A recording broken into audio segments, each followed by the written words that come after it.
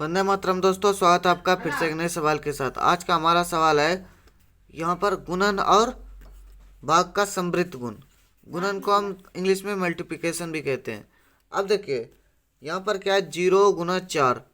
0 गुने 4, जीरो को किसी भी संख्या के साथ अगर गुना करेंगे तो उसका गुणनफल 0 ही आएगा। उसी प्रकार से यहाँ पर क्या है, 3 एक पूर्ण संख्या है और 5 भी एक पूर्ण संख्या है। दो पूर्ण संख्या का गुणनफल हमेशा एक पूर्ण संख्या ही होगा। 3 × 5 = 15। उसी प्रकार से 4 गुना 2, 2 गुने 4, 2 गुने 4 क्या हो जाएगा, 8 हो जाएगा। 2 गुने 4 और 4 गुने 8, देखिए 4 गुने 2 क्या हो जाएगा, 8 हो जाएगा। आप यहाँ पर सीधा सीधा समझिए, किसी भी संख्या का समृद्ध गुण कैसे होगा। अगर दो संख्या है ए और बी, दो संख्या है, इन दो संख्या का गुणनफल किया जाएगा।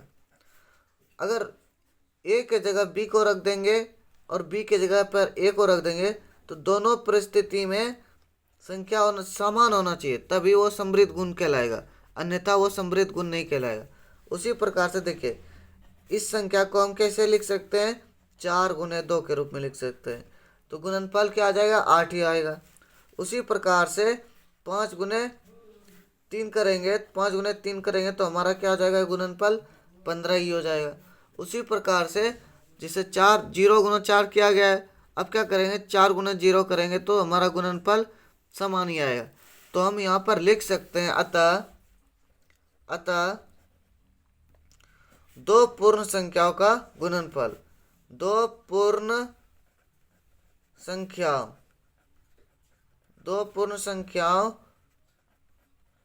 का गुणनफल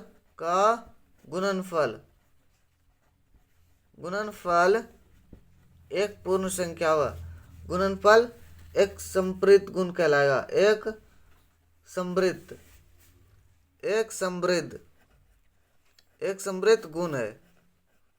समृद्ध गुण है। ये हमारा क्या हो गया, आंसर हो गया। उसी प्रकार से देखिए भाग दिया गया है, यहाँ पर क्या करेंगे, इस भाग को किसी भी प्रकार से आप लिखोगे 4/5। उसी प्रकार से हम दूसरा भी संख्या ले सकते हैं जैसे 5/2, कोई भी आप संख्या ले सकते हैं। 4/2, देखिए ये 4/2, 4 में से 2, 4 को 2 से भाग देंगे तो हमारा क्या आ जाएगा, भागफल 2 आ जाएगा।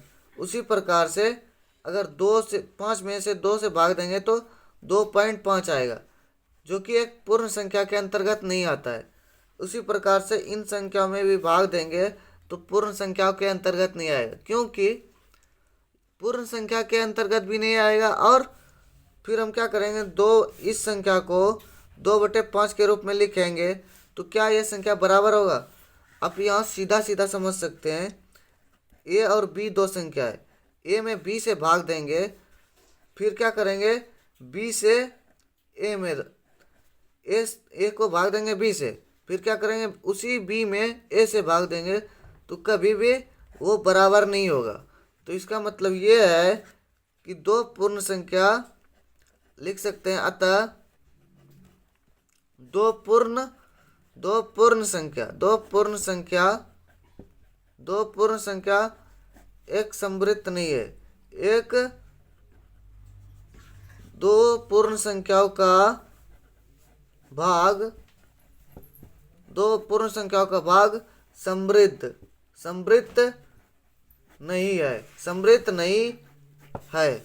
समृद्ध नहीं है। ये हमारा क्या हो गया, आंसर हो गया। चलिए मिलते हैं एक नए सवाल के साथ एक नए एपिसोड में। धन्यवाद, वंदे मातरम। एक छोटी सी नज़र डालते हैं महत्वपूर्ण जानकारियों पर। आपको इस चैनल पर कक्षा 6 से लेकर MA, MSc, M.Com तक में जितने भी गणित के पुस्तक होंगे और जितने भी लेखक द्वारा लिखा गया होगा, उन सभी का वीडियो सॉल्यूशन मिलेगा आपको इस चैनल पर। अधिक जानकारी के लिए आप डिस्क्रिप्शन बॉक्स और अबाउट सेक्शन में जाकर के देख सकते हैं। अगर आप किसी भी विषय को लेकर के इन क्लास के दरमियान हमारे साथ जुड़ना चाहते हैं तो इस जीमेल आईडी पर कांटेक्ट करेंगे। तो चलिए मिलते हैं एक नए सवाल के साथ एक नए एपिसोड में। धन्यवाद, वंदे मातरम।